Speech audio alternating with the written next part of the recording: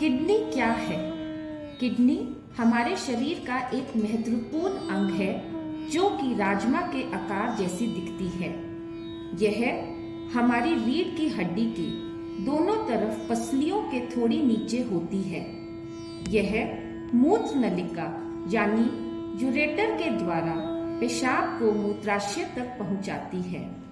प्रत्येक किडनी में हजारों कार्य करने वाले भाग होते हैं जिन्हें नेफ्रॉन कहते हैं। इनके अंदर छानने की इकाई को ग्लोमेरुलस कहते हैं। हर एक व्यक्ति में 2 किडनी होती है।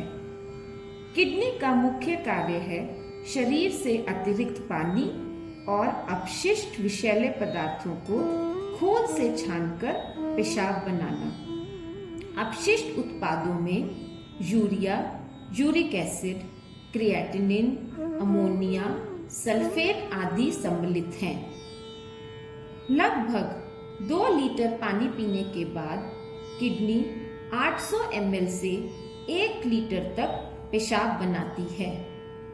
पेशाब की मात्रा हमारे शरीर में तरल पदार्थों के सेवन, काम की तीव्रता और बाहरी वातावरण पर निर्भर करती है।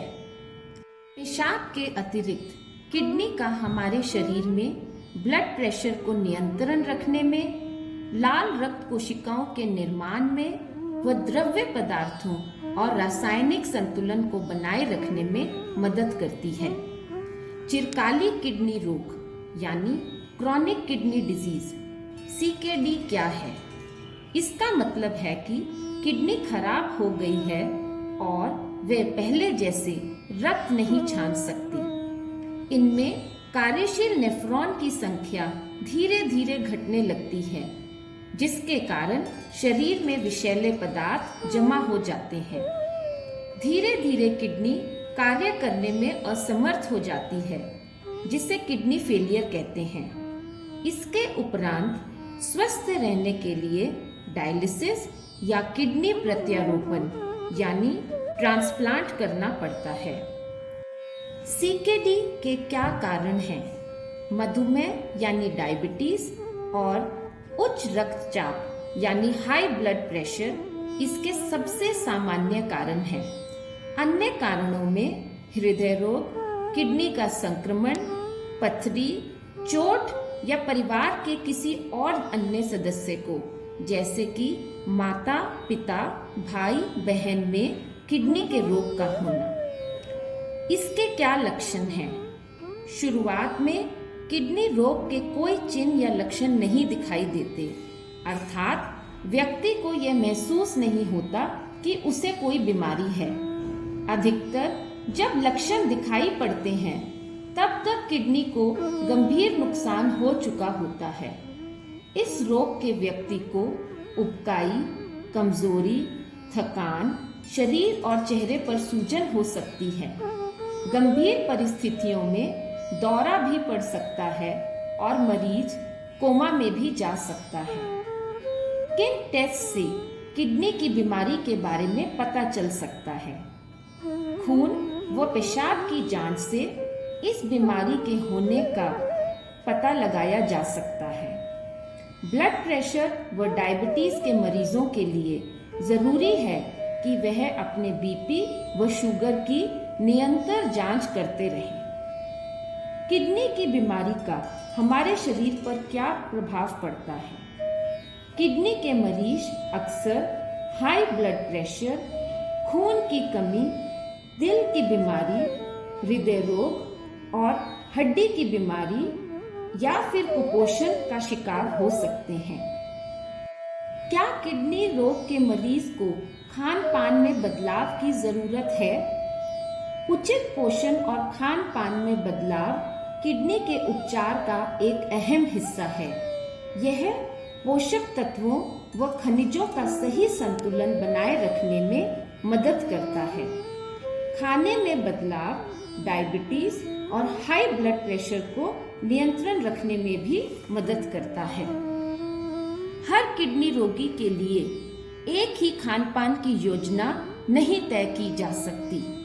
किडनी के कार्य करने की क्षमता और अन्य कारणों के अनुसार रोगी को खाने की योजना में बदलाव करना पड़ता है।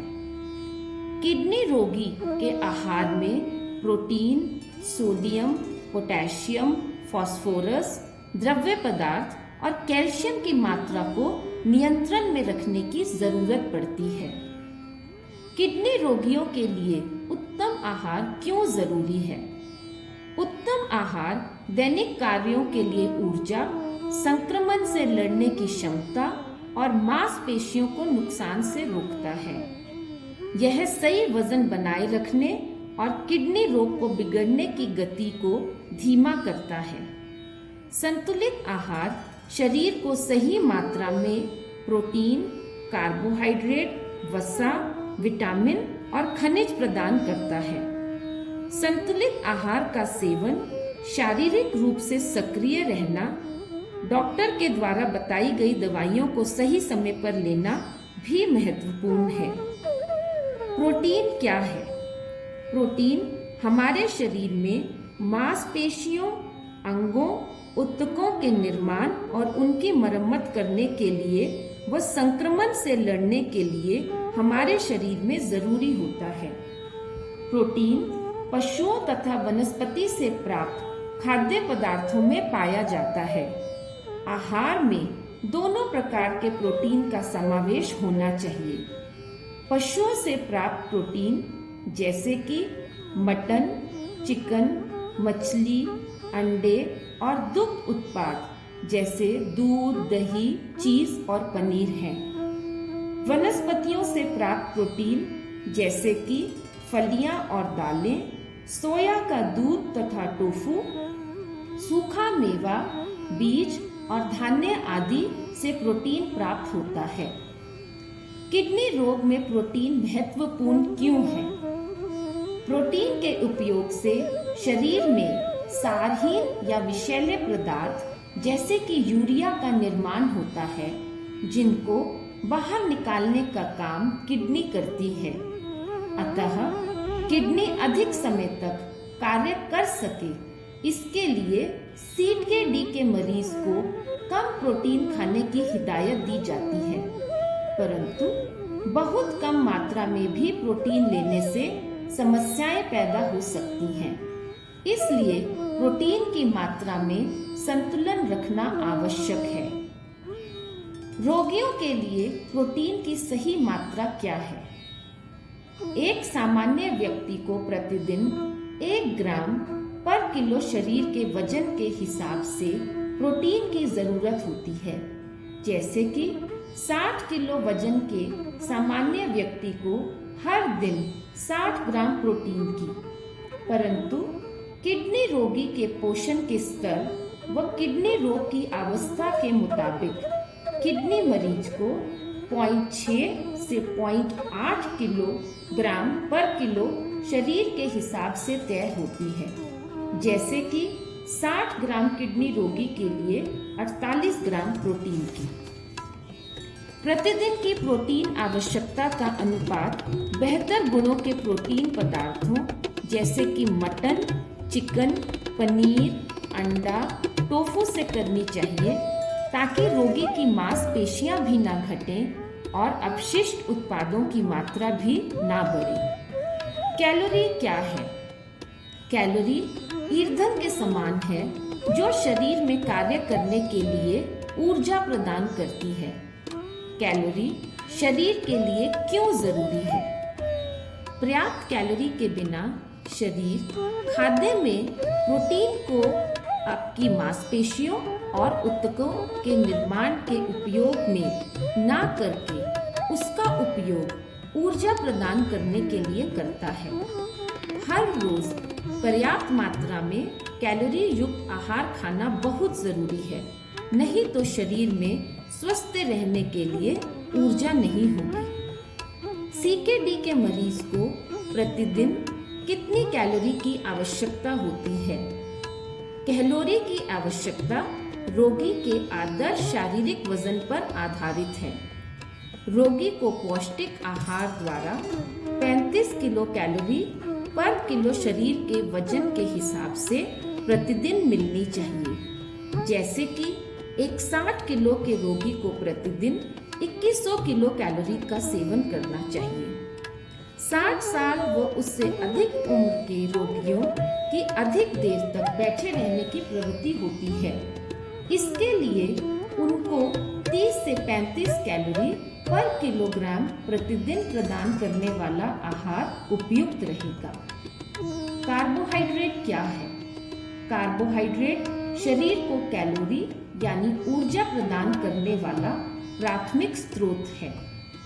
कार्बोहाइड्रेट्स सामान्यतः धान्य या अनाज एवं कंदों से प्राप्त होता है। शक्कर या चीनी भी कार्बोहाइड्रेट का एक सामान्य स्रोत है। सीकेडी के रोगी को कम फास्फोरस वाले कार्बोहाइड्रेट जैसे कि चावल, रवा, सूजी, सेवइयां, साबूदाना का उपयोग करना चाहिए।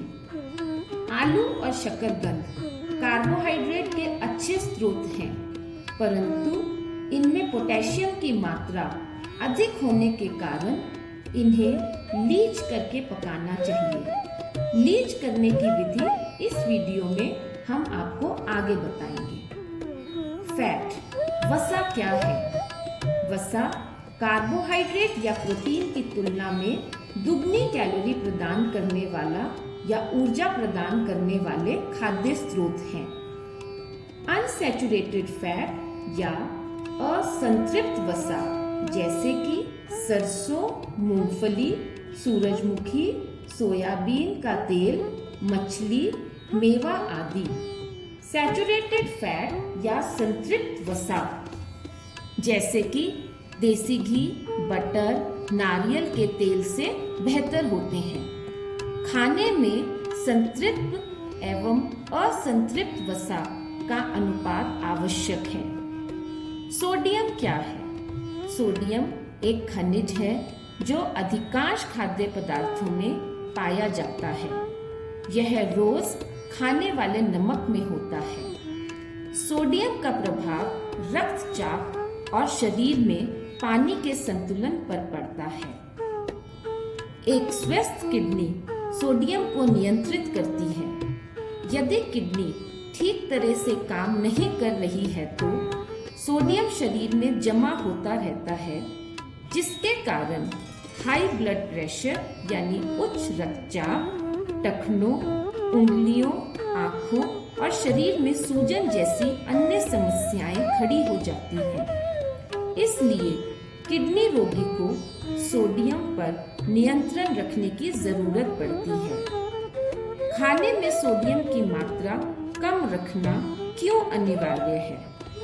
सोडियम की मात्रा को नियंत्रण रखने से रोगी को ब्लड प्रेशर और किडनी रोग की गति को कम करने में मदद मिलेगी। रोगी को अपना रक्तचाप ऊपर का 140 और नीचे का 90 से कम रखने की कोशिश करनी चाहिए। रोगी को हर दिन कितना सोडियम लेना चाहिए? हर दिन 2000 मिलीग्राम यानी 2 ग्राम सोडियम से कम या फिर हर दिन 5 ग्राम से कम नमक लेने की कोशिश करें। रोगी अपने आहार में सोडियम की मात्रा किस प्रकार कम कर सकता है? ताजे खाद्य पदार्थ खरीदकर उन्हें घर में पकाएं। तैयार खाना, नूडल्स, डिब्बा बंद, फ्रोजन खाना, होटल का खाना, प्रोसेस्ड चीज, नमकीन, मक्खन और प्रोसेस्ड मांसाहारी पदार्थ ना खाएं, क्योंकि इनको लंबे समय तक रखने के लिए इनमें सामान्य से अधिक मात्रा में नमक डाला जाता है। चिप्स, वेफर्स, अचार, पापड़, सॉस, चटनी, भेलपूरी, नमकीन आदि में भी नमक की मात्रा अधिक होती है। पके हुए खाने, सलाद, रायता और लस्सी में भी ऊपर से नमक ना डालें। सोडियम के लिए सामग्री के लेबल की जांच करें, जैसे नमक में sodium chloride, MSG, baking soda, baking powder इत्यादि।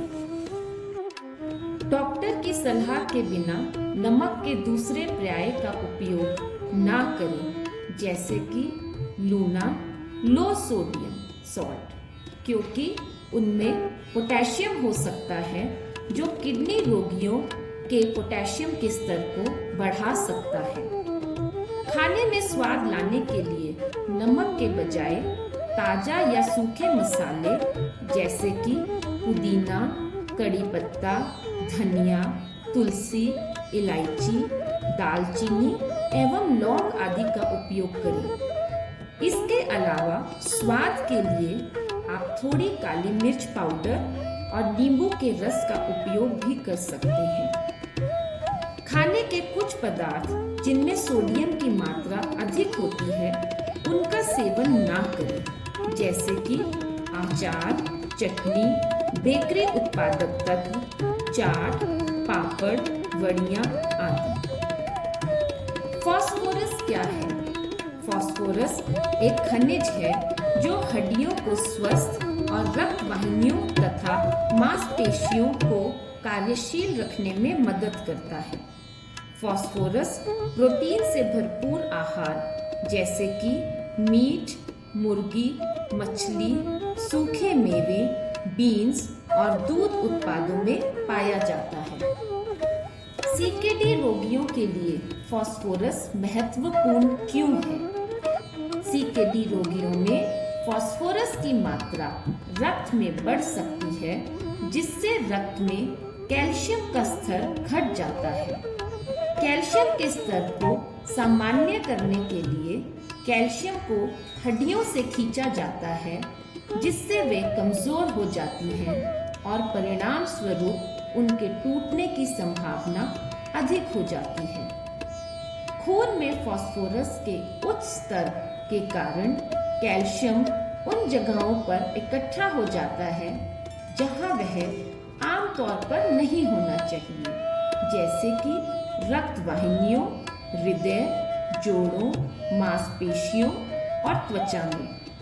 यह इन अंगों को क्षति पहुंचा सकता है।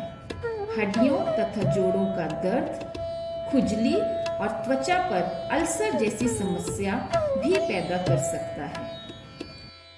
अधिक मात्रा में फास्फोरस युक्त आहार के सेवन से रक्त में फास्फोरस का स्तर बढ़ जाता है और रोगी की किडनी इस अतिरिक्त फास्फोरस को शरीर से निकालने में असमर्थ हो जाती है। फास्फोरस को आहार में कम कैसे किया जा सकता है? दूध, दही, पनीर, गिरी, बीन्स, राजमा, दालों और मांसाहारी पदार्थों में फास्फोरस अधिक मात्रा में पाया जाता है, परंतु प्राकृतिक खाद्य पदार्थों में मौजूद फास्फोरस शरीर को पूरी तरह से उपलब्ध नहीं होता। प्रोटीन एवं फास्फोरस का संतुलन बनाए रखने के लिए इन पदार्थों को नियंत्रित मात्रा में ग्रहण करने की आवश्यकता पड़ती है। दूसरी ओर कोला जैसे पेय पदार्थ, biscuit, ice cream, chocolate, burger, rolls, processed मांसाहारी खाद्य पदार्थों में फास्फोरस शरीर में अधिक मात्रा में आसानी से उपलब्ध होता है, इसलिए इन्हें ना खाएं। फास्फोरस सेब, नाशपाती, अंगूर, अनानास, आलू बुखारा, खीरा, ककड़ी, चावल, लौकी जैसे खाद्य पदार्थों में कम मात्रा में पाया जाता है। कई पैकेट वाले खानों में अतिरिक्त फास्फोरस होता है। उसकी सामग्री सूची में फास्फोरस या फॉस शब्द पर ध्यान दें। यदि सामग्री सूची में यह चिन्ह दिखते हैं तो उन खाद्य पदार्थों का चुनाव ना करें। प्रतिदिन खाने में फास्फोरस की मात्रा 1000 मिलीग्राम से कम होनी चाहिए। यह मात्रा रोगी की रक्त में फास्फोरस की जांच पर भी निर्भर करती है। पोटेशियम क्या है? पोटेशियम वह खनिज है जो कि मांसपेशियों और हृदय को उचित प्रकार से कार्य करने में मदद करता है। रक्त में बहुत कम या अधिक मात्रा में पोटेशियम खतरनाक हो सकता है। शरीर में पोटेशियम की मात्रा किडनी की कार्य क्षमता और रोगी की दवाइयों पर निर्भर करती है, जो कि पोटेशियम के स्तर को बदल सकती है। शरीर में बढ़े हुए पोटेशियम का कैसे पता चलता है? अक्सर लोगों को शरीर में पोटेशियम की अधिक मात्रा महसूस ही नहीं होती। डॉक्टर सामान्य रक्त परीक्षण से पोटेशियम के स्तर की जांच कर सकते हैं। आहार में पोटेशियम की मात्रा को कैसे कम किया जा सकता है? नमक के विकल्पों या कम सोडियम नमक में अक्सर पोटेशियम होता है, उसका उपयोग नहीं करना चाहिए। जिन रोगियों में शरीर में पोटेशियम की मात्रा बढ़ गई हो, उन्हें अधिक प्रोटीन वाले आहार जैसे कि मीट, मुर्गी, मछली, बीन्स, दुग्ध उत्पाद, सूखे मेवे कम मात्रा में खाने चाहिए। कम पोटेशियम वाले सब्जी और फल खाएं, जैसे कि छिला हुआ सेब, नाशपाती, तोरी, टिंडा, लौकी आदि। परंतु कम पोटेशियम वाले खाद्य पदार्थों को भी नियंत्रित मात्रा में ही ग्रहण करना चाहिए। जो फल या सब्जी लाल रंग में दिखाए गए हैं, उनमें पोटेशियम उच्च स्तर में होता है, उनका सेवन ना करें। पीले रंग में दिखाए खाद्य पदार्थों में मध्यम स्तर की मात्रा में पोटेशियम होता है। इन्हें कम मात्रा में कभी कभार खा सकते हैं। फलों का रस, नारियल पानी में पोटेशियम बहुत अधिक मात्रा में होता है, इनका सेवन ना करें। सब्जियां जैसे कि लौकी या दूधी, टिंडा, तुरई, परवल और शिमला मिर्च में पोटेशियम कम मात्रा में होता है। अन्य सब्जियों को छील के, काट के गर्म पानी में 1 घंटा भिगोने के बाद उसके पानी को फेंक कर पकाया जा सकता है। इस कार्य प्रणाली को लीचिंग कहते हैं। सब्जियां जैसे कि आलू, जिनमें पोटेशियम की मात्रा बहुत अधिक होती है, उन्हें छील के, काट के, उबाल कर तथा उनका पानी फेंक कर ही पकाना चाहिए। याद रखें, कम पोटेशियम वाले खाने को ज्यादा मात्रा में खाने से भी पोटेशियम बढ़ सकता है। किडनी रोगों की बाहों, पैरों, चेहरे और आंखों के आसपास सूजन का क्या कारण है? किडनी का मुख्य कार्य शरीर में सही मात्रा में पानी को बनाए रखना और पेशाब द्वारा अतिरिक्त पानी को बाहर निकालना है।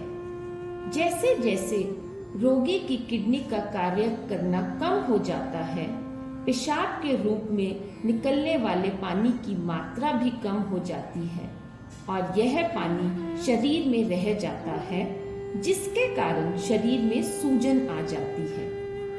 सूजन कम करने के लिए क्या क्या किया जा सकता है? शरीर में फुलाव या सूजन व्यक्ति के पानी या तरल पदार्थ के सेवन पर निर्भर करती है।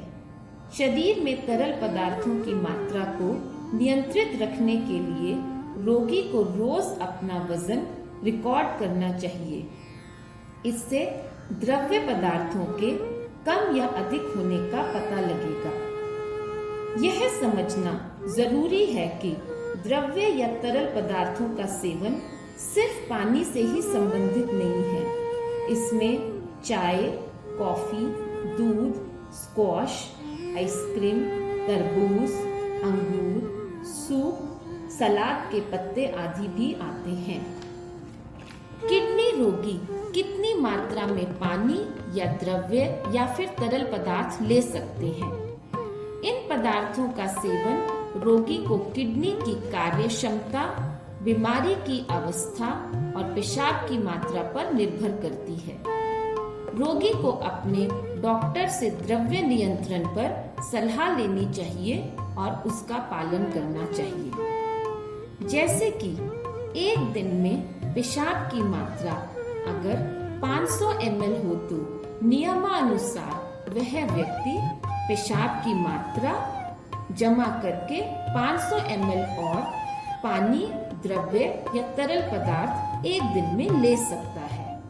यानी कि 1 लीटर बोतल लेकर उसमें पानी भरकर रख ले। इस पानी को पीने में, पेय पदार्थ बनाने के लिए एवं खाना बनाने के लिए उपयोग में लाएं।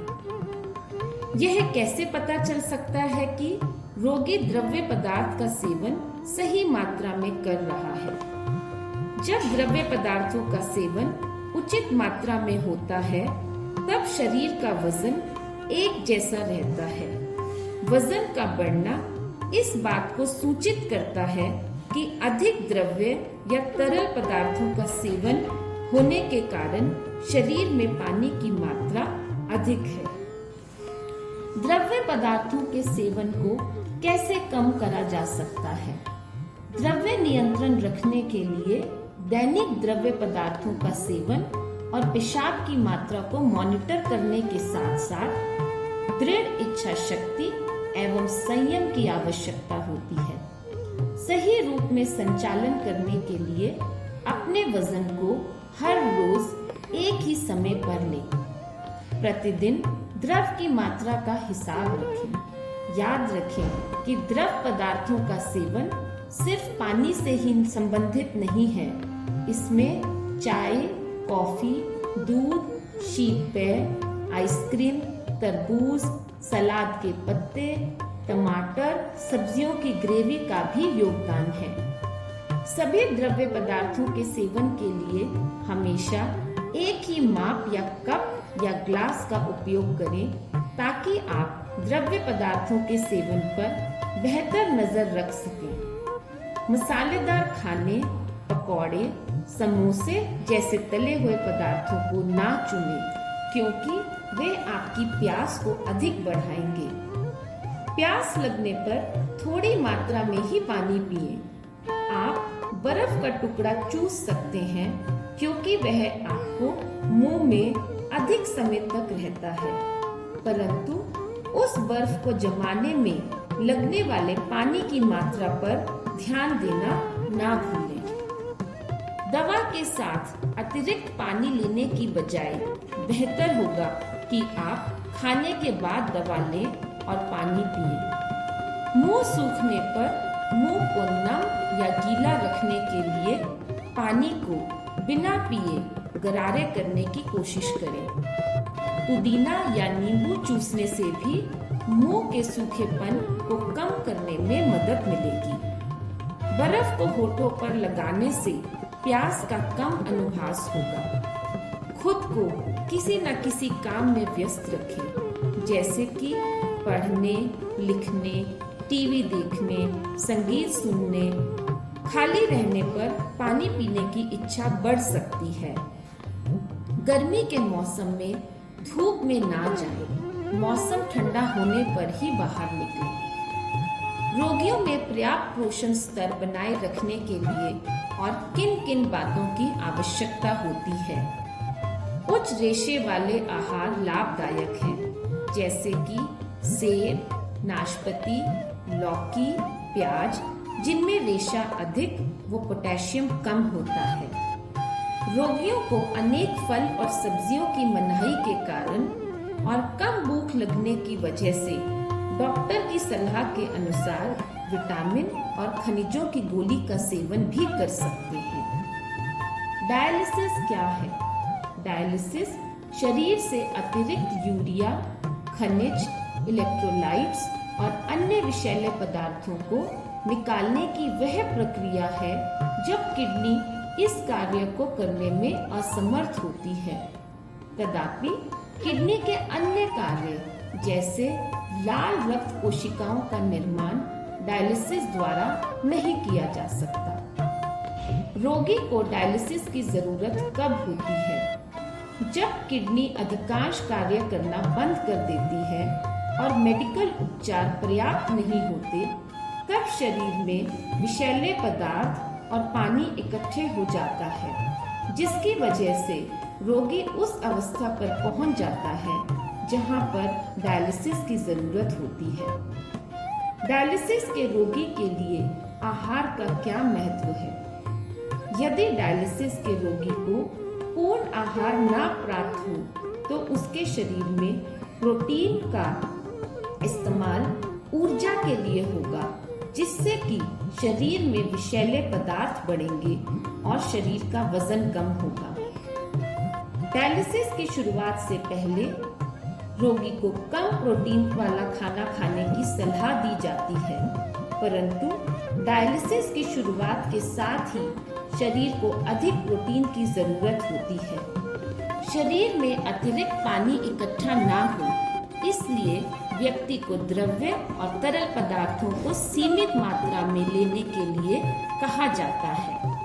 उचित आहार संबंधी उपायों के द्वारा रोगी को रक्त स्तर के अनुसार सोडियम, पोटेशियम, फास्फोरस और अन्य तत्वों का स्तर बनाए रखना जरूरी है। रक्त में रासायनिक स्तर, शरीर में पानी की अवस्था तथा रोगी की भूख के अनुसार डॉक्टर यह पता लगाते हैं कि डायलिसिस ठीक तरह से हो रहा है या नहीं। डायलिसिस के साथ कुछ और जीवन शैली में बदलाव। मेडिटेशन यानी ध्यान धारणा क्या है? मेडिटेशन ध्यान धारणा वह अभ्यास है जिसमें व्यक्ति मानसिक रूप से स्पष्ट और शांत अवस्था को प्राप्त करने के लिए किसी विशेष वस्तु, विचार या क्रिया पर ध्यान केंद्रित करने जैसे तकनीकों का उपयोग करता है। ध्यान धारणा से तनाव, उत्तेजना, निराशा व दर्द कम होता है और मन में शांति, बोध, समझ और स्वास्थ्य में वृद्धि होती है। किडनी रोग में मेडिटेशन रक्तचाप में सुधार और रोगियों के जीवन में गुणवत्ता में सुधार के लिए शारीरिक और मानसिक स्तर पर काम करती है। मेडिटेशन के कई प्रकार होते हैं। उनमें से एक पद्धति है माइंडफुलनेस मेडिटेशन, जिसमें वर्तमान क्षण में जो भी हो रहा है व्यक्ति उस पर अपना ध्यान केंद्रित करने की कला का अभ्यास करता है। रिलैक्सेशन ब्रीदिंग, शांत होकर सांस लेना। अपनी आंखें बंद करें और गहरी सांस लेते हुए 4 तक गिनती गिने। उसके बाद सांस छोड़ते हुए 8 तक गिनती गिने। श्वास लेते समय श्वसन तंत्र में जाने वाली ऑक्सीजन की गति को महसूस करें। सांस छोड़ते समय कल्पना करें कि जो भी तनाव आपने अपने मन में दबा कर रखे हैं वह बाहर जा रहे हैं। इस प्रक्रिया को 5 बार दोहराएं। रोगी सचेत होकर ध्यान धारणा का अभ्यास भी 7 मिनट तक कर सकते हैं। पीठ सीधी करके आरामदायक मुद्रा में बैठें। धीरे धीरे सांस लें। सांस लेते व सांस छोड़ते समय 1 से 10 तक गिनती गिनना शुरू करें। जब आप 10 तक पहुंचे तो फिर से गिनना शुरू करें, लेकिन उल्टी गिनती यानी कि 10 से 1 तक। इस चक्र को 5 बार दोहराएं। शांत और स्थिर गति से 2 से 3 मिनट तक सांस लेना जारी रखें। इस शांत अवस्था में यह अनुभव करें कि आपकी सांसें आपके श्वसन तंत्र में घूम रही हैं और आप सांसों के शरीर से होने वाले संबंध को अनुभव कर रहे हैं। शरीर अवलोकन, जांच, ध्यान धारणा 5 मिनट। आरामदायक मुद्रा में बैठें या लेटें। सांस के शांत और स्थिर होने तक रुकें। अब अपना ध्यान शरीर की संवेदना पर लाएं, जहां पर आपको अपना ध्यान केंद्रित करके कई धीमी सांसें लेनी हैं।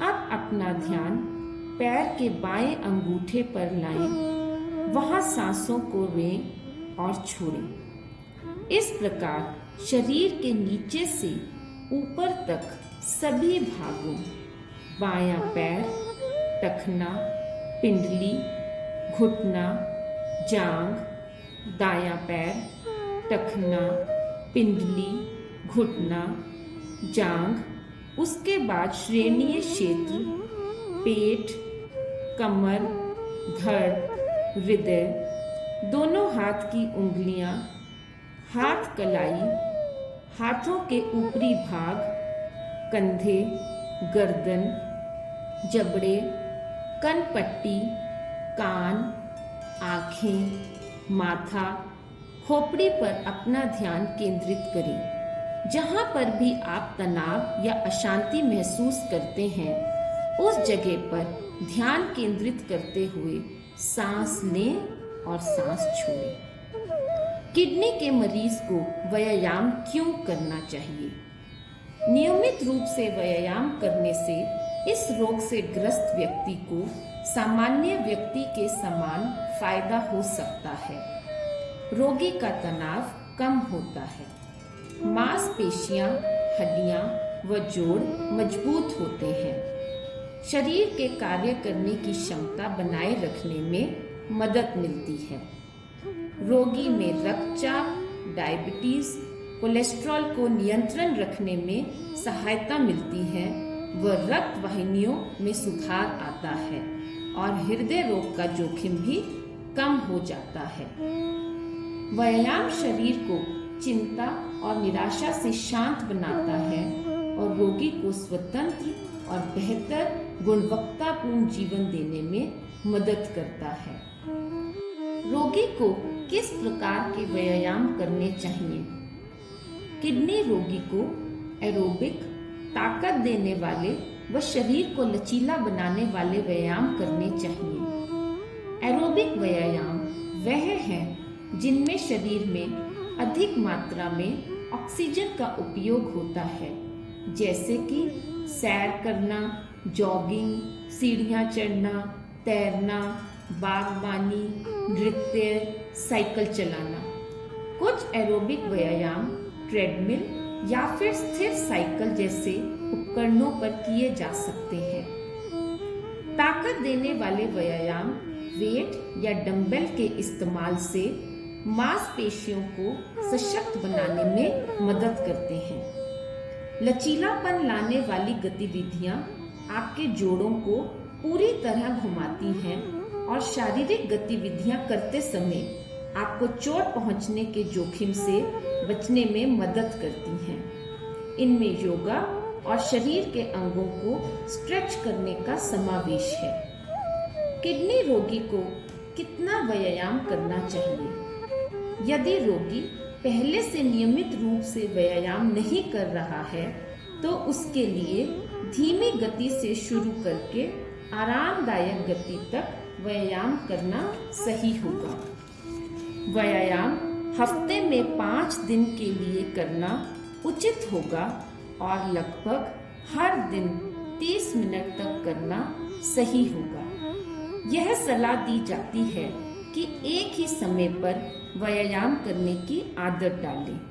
इसको काम ना समझकर स्वास्थ्यपूर्ण जीवन जीने की दिनचर्या में शामिल करें। व्यायाम की शुरुआत और अंत में स्ट्रेच करने वाले व्यायाम अवश्य करें और उसके बाद एरोबिक या वजन उठाने वाली गतिविधियां करें। मांसपेशियों के अलग अलग समूह के हर दिन उपयोग, जैसे कि शरीर के ऊपरी भाग को एक दिन और शरीर के निचले भाग को दूसरे दिन करें। व्यायाम करते समय सुरक्षित कैसे रहें? व्यायाम करते समय अपने शरीर की आवाज सुने। बिना व्यायाम के जीवन से थोड़ा व्यायाम करना स्वास्थ्य कारक है। व्यायाम करते समय कुछ चेतावनी वाले लक्षण इस प्रकार हैं: मांसपेशियों में ऐंठन या जोड़ों में दर्द, उबकाई या उल्टी, शरीर के ऊपरी भाग में चेहरे और जबड़े में दर्द, देखने बोलने में तकलीफ या निगलने में मुश्किल होना, सांस लेने में तकलीफ होना, अचानक सिर दर्द, सिर घूमना या सिर में हल्कापन आना, अचानक पैरों या हाथों में कमजोरी आना। व्यायाम ना करें यदि आपकी छाती में दर्द हो या पिछले 6 हफ्तों में हृदय संबंधी कोई तकलीफ हुई हो। बैठे बैठे आपको सांस लेने में तकलीफ हो, अधिक द्रव्य तरल पदार्थ के कारण दिखाई देने वाली सूजन हो, आपको तीव्र संक्रमण या बुखार हो, डायबिटीज या ब्लड प्रेशर का कंट्रोल बिगड़ा हुआ हो। रोगी के लिए व्यायाम योजना चलने का प्रोग्राम। हफ्ते में 5 दिन 10 मिनट के लिए धीरे गति से चलने की शुरुआत करें। जब 10 मिनट तक चलना आरामदायक लगे तब हर दूसरे दिन 20 मिनट तेज गति से चलें। 1 महीने में अपना समय बढ़ाकर हर दूसरे दिन 30 मिनट चलें। 1 महीने के बाद हफ्ते में 5 दिन 30 मिनट तक के लिए चलें। शरीर को मजबूत बनाना, स्ट्रेंथ बिल्डिंग। सीधे खड़े हों। सहारे के लिए आप हाथ किसी कुर्सी या मेज पर रख सकते हैं।